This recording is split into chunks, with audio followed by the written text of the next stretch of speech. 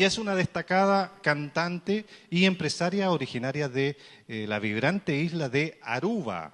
Desde ya comienzan a sonar los aplausos para recibir en este escenario a Lutisa Raven. Que no puedo seguir insistiendo al destino, algo que no existe más, y el amor. Wow, hopi cansar. Sobre a mesa Uruguai tá basta hora leu de Aruba, pero me tá super contento, super emocional, super grateful. Nature henderan com Amandami, tour e bom wishes nang. Antobra ela vai super bom, uma experiência full diferente, uma experiência hopi full diferente, que nunca mais experiencia algo assim, então me tá super contento com coisa vai. Vai assim diferente prensa que a entrevistava é de aqui.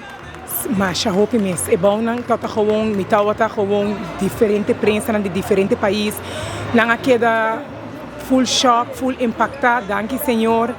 Me tá super contente com ela vai. Ainda me tá excited. Que como pensa nós que vai experienciar que vai algo diferente do cenário de Uruguai.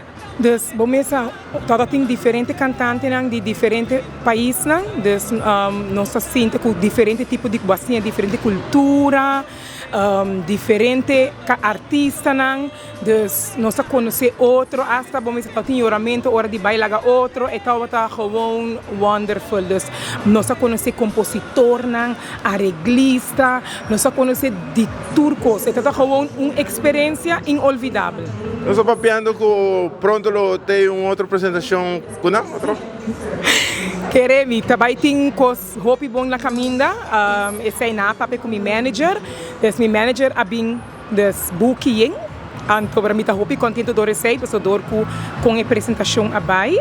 A base de essay não fall in love com Lutisa Raven. Não fall in love com Lutisa Raven, sei que é verdade. Então tem meu manager sumang yeng pa aqui pa allá, pero não sei back na Aruba, a que nós também traga arriba é outro não, des meu manager andou. Arriba las palmitas. Cuando yo digo arriba, ustedes dicen Aruba. Arriba.